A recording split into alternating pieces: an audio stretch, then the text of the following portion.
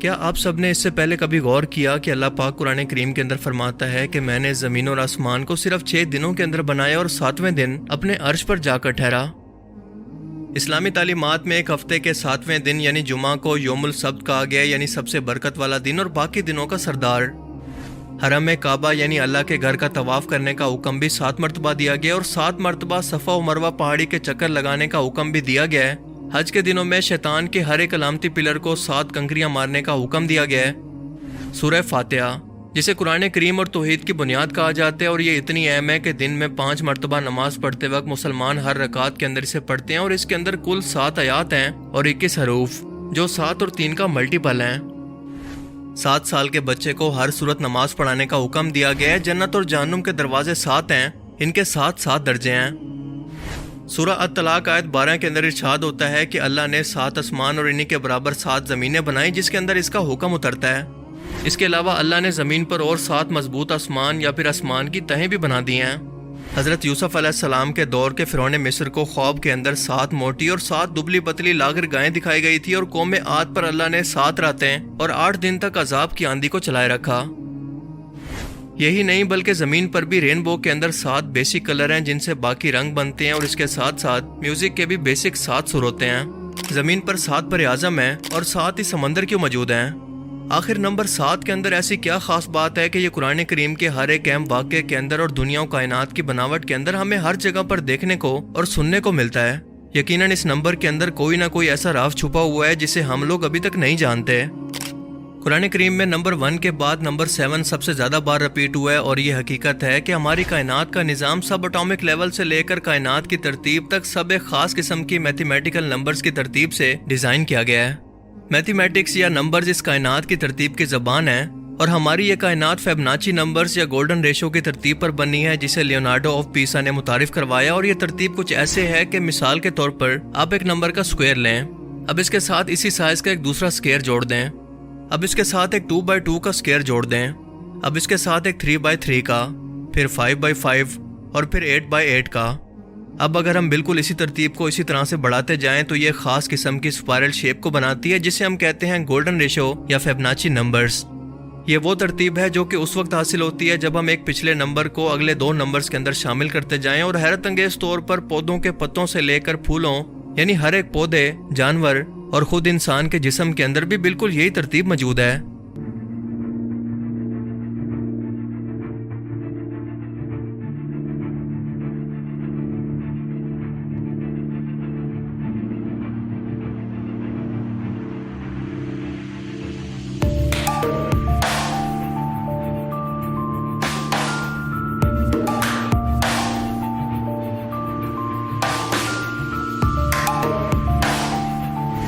سمندر کی لہریں ہوں یا اس کے اندر موجود سمندری مخلوقات یا ہماری کائنات کے اندر موجود پلینٹس اور گلیکسیز، حیرت انگیز طور پر یہ سبھی کی سبھی اسی اسپائرل پیٹرن کو فالو کر رہی ہیں، جو کہ ہمیں یہ بتاتا ہے کہ اس کائنات کا بنانے والا بھی صرف ایک خدا ہے جس نے اس پوری کائنات کی ترتیب بھی بالکل ایک جیسی رکھی ہوئی ہے۔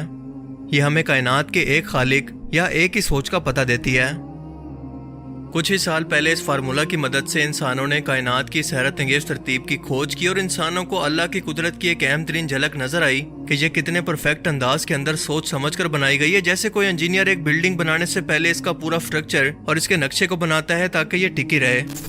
پر ہمیں آج تک یہ نہیں پتا کہ یہ کائنات کے اندر ترتیب موجود کیوں ہے، بس یہ پتا ہے کہ یہ موجود ہے۔ بالکل ایسے ہی جیسے ہم نمبر 7 کو اسلامی تعلیمات سے لے کر زمین و آسمان کی ہر ایک ترتیب کے اندر دیکھتے ہیں، مگر اب تک یہ نہیں جانتے کہ اس کے پیچھے خاص وجہ یا میتھمیٹیکل لاجک دراصل ہے کیا۔ آسان الفاظ میں اسلامک اسکالرز کے لیے اور سائنٹسٹ کے لیے نمبر 7 آج تک ایک مسٹری ہے، ایک پہیلی جس کا اب تک کسی کے پاس کوئی جواب نہیں۔ شاید اب تک ہم انسانوں کا دماغ اتنے ایڈوانس لیول پر نہیں جا سکا کہ اس کی گہرائی کے اندر اتر سکے، پر یقیناً مستقبل کے اندر ہم انسان اس کے متعلق کوئی نہ کوئی کھوج تو ضرور لگا لیں گے، کیونکہ اللہ تعالیٰ خود یہ چاہتا ہے کہ ہم اس کی کائنات پر غور و فکر کریں اور اس کی ترتیب پر غور کریں تاکہ اس کی ذات کو پہچان سکیں۔ اس لیے وہ بار بار انسانوں کو دعوت دیتا ہے کہ ہم نے دنیا و کائنات کے نظام کے اندر دن اور رات کے بدلنے کے اندر نشانیاں رکھی ہیں، مگر صرف اور صرف عقل والوں کے لیے۔ پھر فرماتا ہے کہ ایک نظر اٹھا کر اس کی کائنات کو دیکھو تو تمہیں اس کے اندر کوئی خامی نظر نہیں آئے گی، یہ بالکل پرفیکٹ ہے، بالکل اللہ کی ذات کی طرح۔ قرآن کریم علم کے علاوہ نمبرز کی ترتیب کے لحاظ سے بھی ایک معجزے سے کم نہیں ہے۔ مثال کے طور پر اگر آپ پورے قرآن کا مطالعہ کریں تو لفظ سزا 117 بار رپیٹ ہوا ہے، جبکہ لفظ معافی 234 بار۔ اسی طرح سے اللہ تعالیٰ قرآن کریم کے اندر حضرت محمد صلی اللہ علیہ وآلہ وسلم سے قرآن پاک کے اندر فرماتا ہے کہ کہو، یہ کہو کا لفظ 332 مرتبہ رپیٹ ہوا ہے، یعنی 332 ٹائمز، اور اس کے جواب میں لفظ انہوں نے کہا بھی 332 مرتبہ رپیٹ ہوا ہے۔ حیرت انگیز طور پر لفظ دنیا اور آخرت کی زندگی دونوں 115 مرتبہ رپیٹ ہوئے ہیں۔ شیطان اور فرشتے دونوں کا ذکر پورے قرآن کریم کے اندر 88 یعنی 88 ٹائمز کے اندر ہوا ہے۔ یہ کیسے ممکن ہے؟ جنت اور جہنم دونوں کا ذکر 77 ٹائمز، جبکہ زکوٰۃ اور برکت کے لفظ دونوں 32 مرتبہ یعنی 32 ٹائمز کے اندر رپیٹ ہوئے ہیں۔ یہی نہیں بلکہ موسم بھی، سردی اور گرمی کی صورت دونوں 5 مرتبہ پورے قرآن پاک کے اندر بیان ہوئے ہیں۔ مرد اور عورت دونوں کو برابر 23 مرتبہ بیان کیا گیا، اور اس کے پیچھے لاجک یہ ہے کہ انسان کی تخلیق کے وقت بایولوجیکلی طور پر ایک بچہ اپنے 23 کروموسومز کو لیتا ہے ماں سے اور 23 لیتا ہے اپنے باپ سے، جو ٹوٹل ایک انسان کے اندر 46 ہوتے ہیں۔ ایک انسان کے ڈی این اے کے اندر موجود یہ کروموسومز انسان کے ہر ایک کریکٹر اور جسم کو ڈیولپ کرتے ہیں۔ کیا یہ بھی اتفاق ہے؟ اس کے علاوہ زندگی اور موت دونوں کا ذکر 140 ٹائمز کے اندر کیا گیا ہے۔